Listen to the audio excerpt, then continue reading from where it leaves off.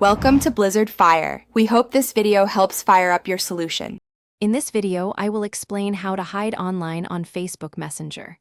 First, open the Messenger app on your device. Tap on your profile picture in the top left corner to access your settings. Look for the active status option and tap on it. This is where you control who sees you as online. We'll go through the steps to adjust these settings for maximum privacy.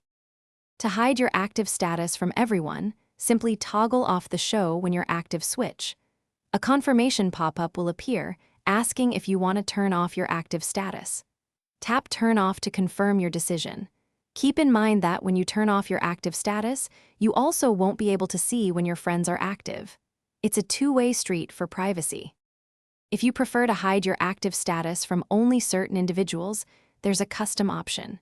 Go back to Active Status and look for options like Active Status for specific people.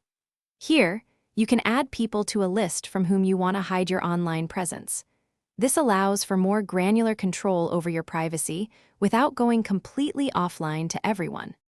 It's important to remember that turning off your active status only hides your online presence, not your ability to send or receive messages. You'll still get notifications as usual. Also, check the description for a link to a fantastic book that can truly change how you think about money, as well as other great deals.